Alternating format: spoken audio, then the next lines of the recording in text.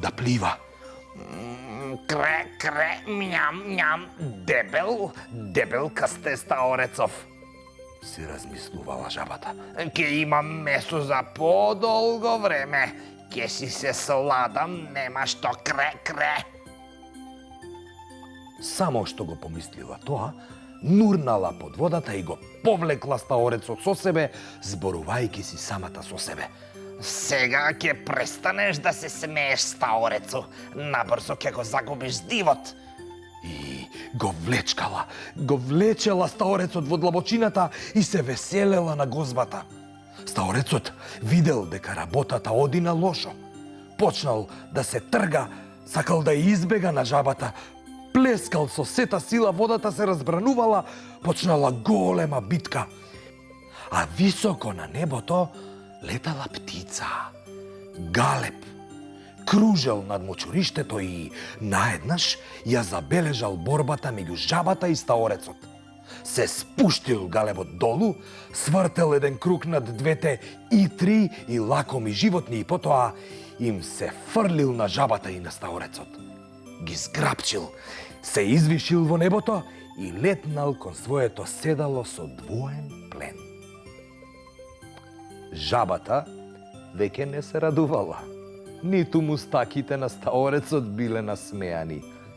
Ништо веќе не им било смешно. И двете животни кои подготвувале предавство и сакале меѓусебно да се изедат, станале вкусен оброк на птицата.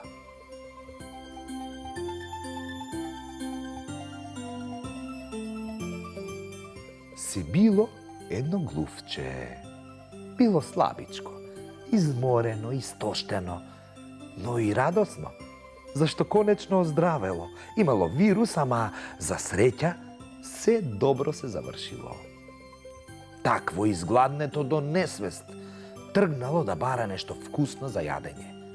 Немало чаре, морало да ја убие гладта. Трчало глувчето по таванот, трчало од еден агол до друг, дзиркало лево, десно и конечно забележало една пукнатина. Муш, се мушнало низ неа и охо, таму имало јадења. И тоа какви јадења? Глувчето немало видено толку добри и убави јадења, откако знаело за себе. Таванската соба во која влегло била преполна со парчиња сланинка, пилешки мефца, миризливи колбаси. Глувчето не знаело што попрво да јаде. Гриц, почнало да се гости глувчето. Малку одовде гриц, малку од таму мљац. Ке гризнело сланинка, па ке скинело парче колбасче, за се имало апетит. И јадело цел ден и цела ноќ, и целиот втор ден, и пак целата ноќ. И јадело целиот трет ден и целата ноќ. Немало мерка колку јадело. Мешето веќе му било тркалесто, се здебелило, а сепак постојано само јадело и јадело. И уште ке јадело, ама во еден момент, додека джвакало вкусен залак, слушнало некој шум. Слушнало сомнителен джагор. Некој доаѓал. Некој се приближувал. Глувчето ја оставило гозбата. Како стрела дошло до пукнатината, но не можело да излезе надвор. Било веќе премногу дебело, било премногу згоено и нахрането, па не можело да се протне низ пукнатинката. Леле, не знаело што да прави. Што ме знајде? Воздивнувало глувчето. Како е можно да не можам да излезам? Па по овој пат дојдов, леле.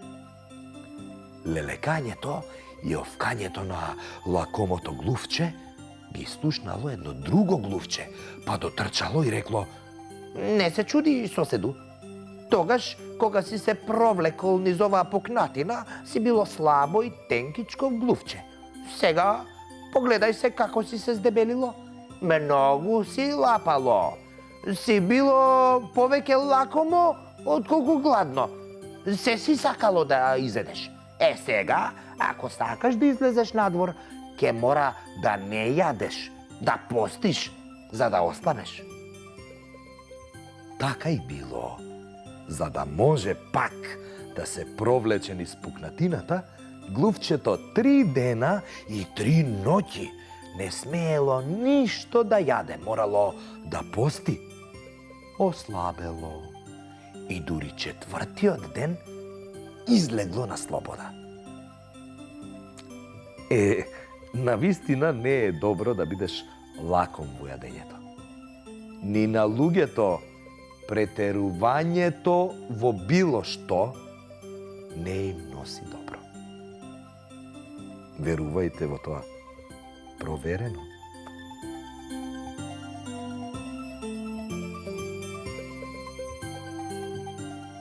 Си била една жаба. Обична. Зелена. Жаба. Еден ден скокала крај една бара и пеела кре, кре, кре, кре, кре, кре, кре, кре, кре. Во пресред и доаѓал еден голем, огромен, силен, моќен бик. Кре, кре, кре, кре, кре, колку е убав, Си рекла во себе жабата. колку е голем. Таква сакам да бидам и јас, а не ваква, никаква, малецка. Зела длабоко воздух, се надула, па го поздравила бикот. Добар ден, бику, здраво! Бикот, како да не ја слушнал, ја прескокнал жабата која му завидувала и која сакала да биде силна, голема, висока и широка како него. Жабата се надула уште повеќе и викала по бикот. Кре, кре, бику, почекај малку, погледни ме, не ти се чини дека јас сум многу голема. Би сакала да бидам голема како тебе. Бикот застанал и почнал да се смее. Хо-хо-хо-хо! Уште многу ти недостасува за да бидеш како мене. Жабата уште повеќе се надула, повторно се надула како мев, но бикот само се насмеал и рекол: како можеш ти, жабо, да се споредуваш со мене, ти кутра жабичке, хо-хо-хо! А жабата вовлекла уште повеќе воздух, повторно се надула како мев и готова да заплаче, прашала: бику, зар сега не личам на тебе? Сакам да бидам како тебе. Зошто само ти да бидеш убав, голем и силен? Сакам и јас. Што ти паѓа на ум? Рекол бикот. Каде си ти, каде сум јас?